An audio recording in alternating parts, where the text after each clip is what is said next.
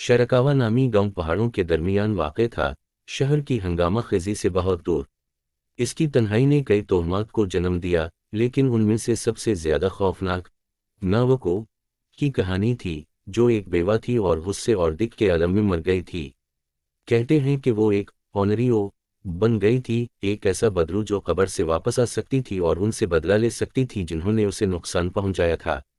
गांव के किनारे पर एक पुराना मंदिर था जो मुद्दतों से वीरान था, लेकिन लोगों ने खबरदार किया था कि रात के बाद वहां ना जाएं।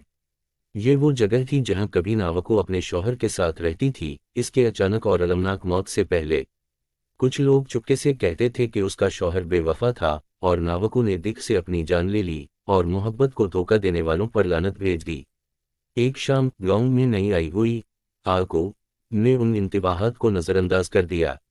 उसके लिए ये महज बच्चों को डराने की कहानियां थीं।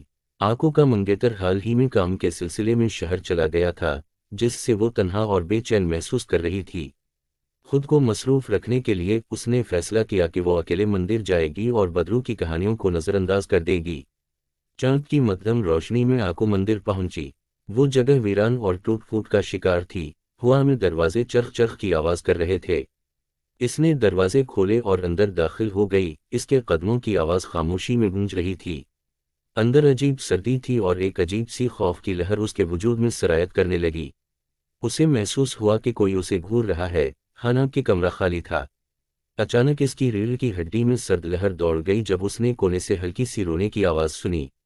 जब उसने पलटकर देखा तो वहां एक धुंधली सी औरत का साया था, लंबे बालों से चेहरा ढका हुआ, कोने में बैठी हुई। रोने की आवाजें तेज होती गईं और फिर अचानक खामोशी छा गई। इस साये का सर आहिस्ता आहिस्ता आंखों की तरफ मरने लगा। इस औरत का चेहरा बेरंग था और इसकी आंखें खाली और नफरत से भरी हुई थीं। आंखों खौफ में जम गई, जैसे उसके कदम जमीन में धंस गए हों। वो भागने की कोशिश कर रही थी लेकिन जिस्म भारी हो गया था। ऑनरियो ने सरगोशी की, इसकी आवाज खुश्क पत्तों की सरसराहट जैसी थी। उसने मुझे धोखा दिया। सब धोखा देते हैं। नावको का हाथ ठंडा और ढांचों जैसा आंखों के गाल से छू गया। एक सर्द दर्द उसके जिस्म में फैल गया और अचानक उसे अपने मंगेतर की तस्वीर नजर आने लगीं। एक और औरत के साथ हंसता हुआ, छपे हुए पैगामात, वो झूठ जो उसने कभी बोले ही नहीं थे। आंखों का दिल टूट गया जब उसे हकीकत का इदराक हुआ। उसके साथ भी वही हुआ था जो नावको के साथ हुआ था। अब तुम्हें समझ आया, ऑनरियो ने गुस्से से कहा। मोहब्बत करने वाला हर दिल ये दर्द महसूस करेगा।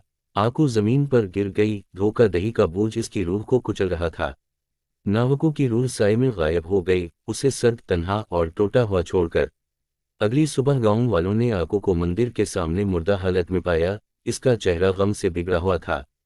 किसी ने कुछ नहीं कहा, लेकिन इस दिन के बाद से कोई नावको का नाम रात के बाद नहीं लेता था, क्योंकि ऑनरियो अब भी मौजूद थी, अगले दिल को तोड़ने के इंतजार में।